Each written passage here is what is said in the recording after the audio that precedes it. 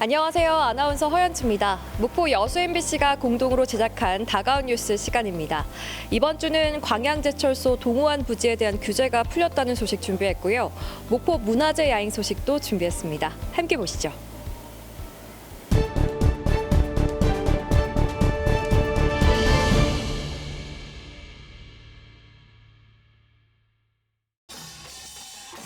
풍물패를 앞세운 퍼레이드 행렬이 흥겹게 목포역을 출발합니다. 태극기를 든 만세 행렬과 전통 취타대 등 다채로운 복장을 갖춘 행렬들이 원도심 거리를 가득 채웠습니다. 퍼레이드 행렬은 원도심 근대 건축물들이 들어선 거리를 돌며 잔치 분위기를 한껏 끌어올렸습니다. 근대 역사 2관 옛 동양적식회사에 마련된 주 무대에서는 흥겨운 공연과 미디어 아트가 펼쳐졌고, 밤을 밝히는 전등 아래에서는 작은 공연과 체험 행사가 마련돼 관광객들과 시민들의 발길이 이어졌습니다. 가족들하고 이렇게 짧게 이렇게 구경하러 이렇게 나왔습니다. 애들이 너무너무 좋아합니다, 지금. 작년에도 왔었는데 올해도 오니까 변함없이 잘 유지가 되고 있는 것 같아서 즐거운 저녁인 것 같습니다. 지붕 없는 박물관으로 불리는 목포 근대 역사 문화공간에서 펼쳐지는 문화재 야행. 문화재청 문화재 활용 사업으로 6년 연속 이어지면서 목포시의 대표 가을 관광 상품으로 자리매김하고 있습니다.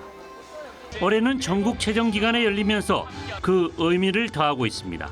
관광객과 우리 시민과 어우러져서 목포가 새로운 낭만의 도시, 스포츠 도시로 우뚝 설 수 있도록 함께 하십시다.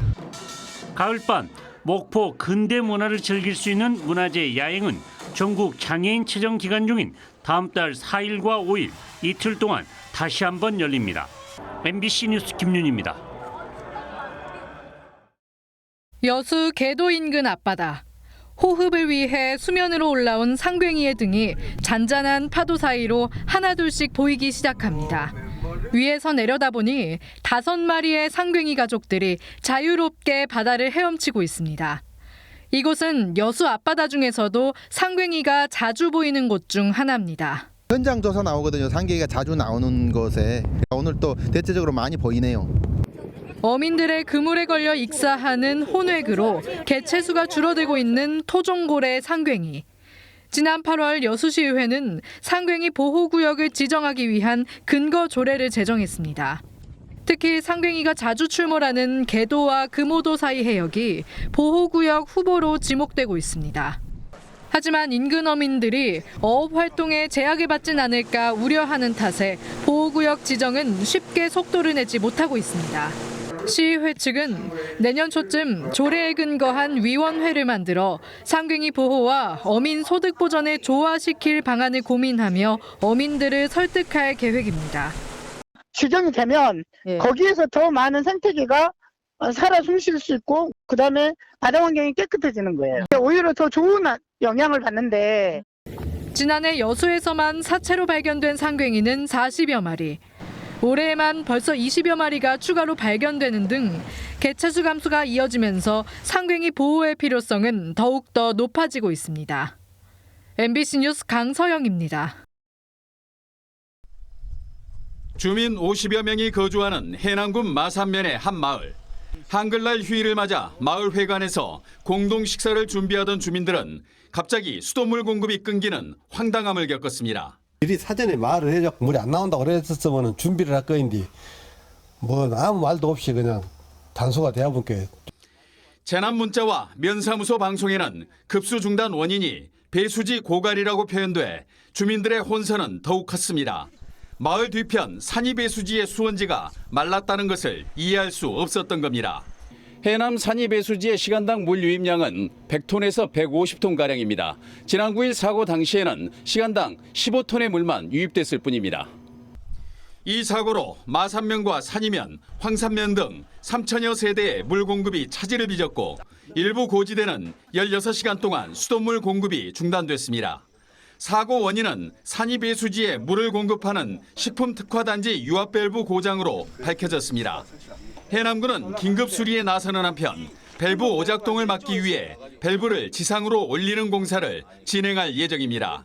지하에 있는 시설물을 육상으로 올림으로써 이런 문제가 해소될 것으로 판단이 되고 있고요. 지난 추석 연휴 기간에도 북평 배수지의 물 부족으로 북일, 북평, 황산면 84개 마을 5,200세대가 단수 위기를 겪는 등 해남 지역 수도 공급 차질이 이어지고 있습니다. 장흥댐 광역상수원 공급 지역에서 발생하는 급수 중단 등 사고와 관련해 한국수자원공사와 유역지자체 간 협력과 대책 마련이 시급합니다. MBC 뉴스 신광하입니다.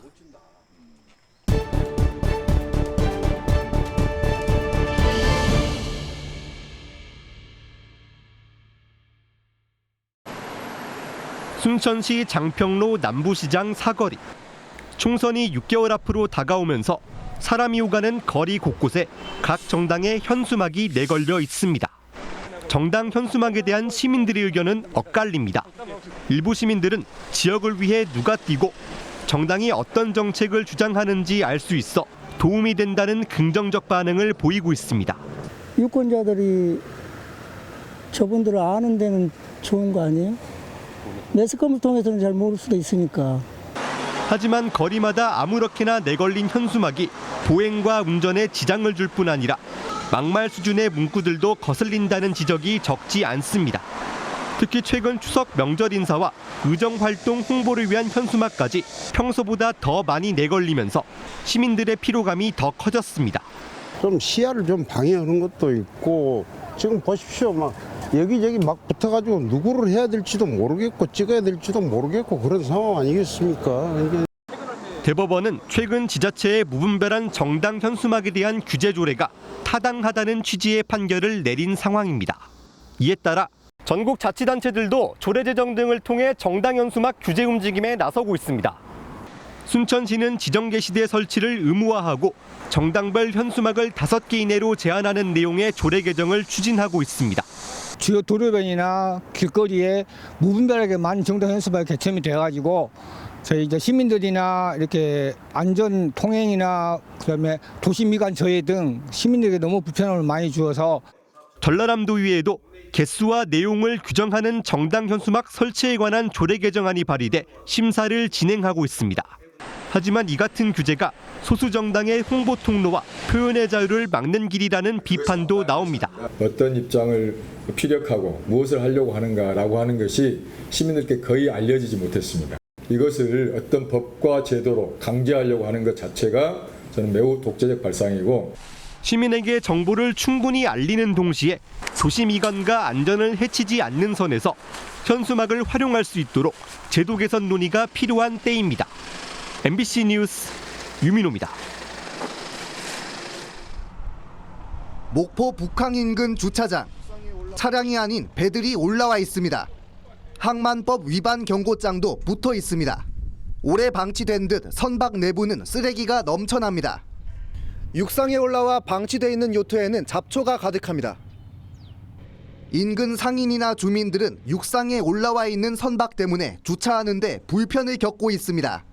주차도 전혀 못 하잖아. 정말 여기 발전을 해야 되는데 발전을 못 하고 있잖아. 장기 방치 선박 문제는 육상이 아닌 해상도 마찬가지입니다. 목포 동명동 무량장에 어선이 접안해 있습니다. 그런데 낡은 선박에는 어구들이 어지럽게 쌓여 있습니다.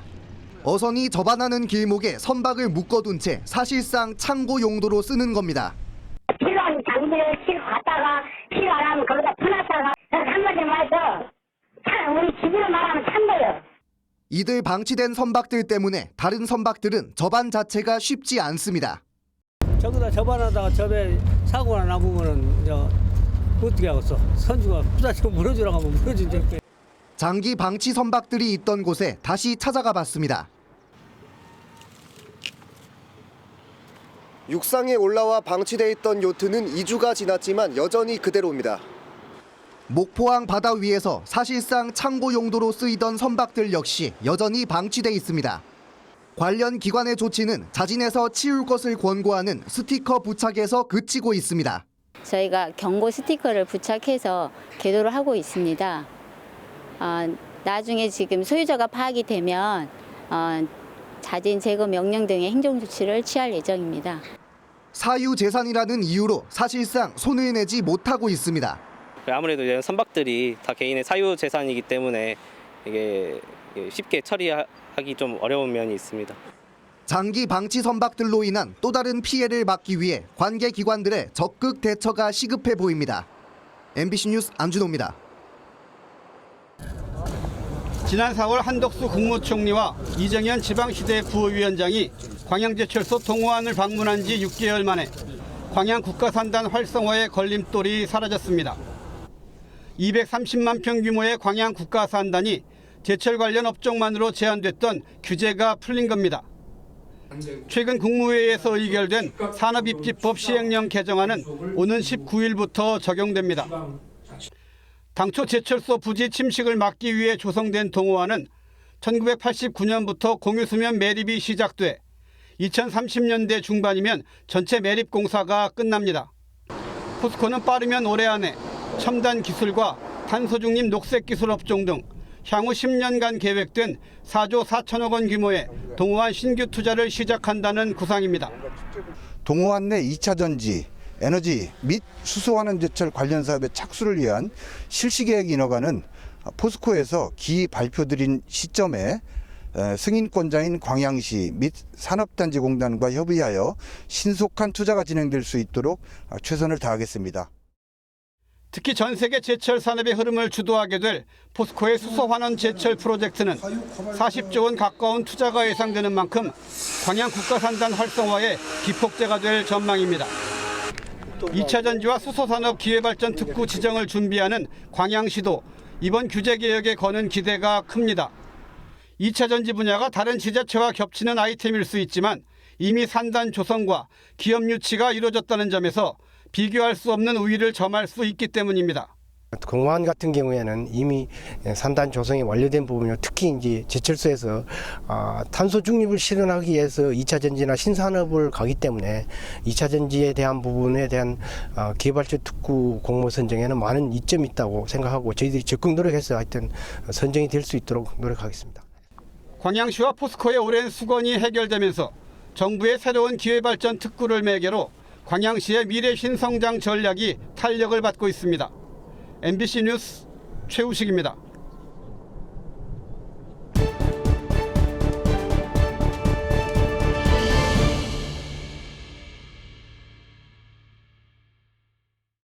오늘 다가온 뉴스 어떻게 보셨나요? 다음 이 시간에는 더욱더 풍성한 소식으로 찾아뵙겠습니다. 많은 관심 바랍니다. 고맙습니다.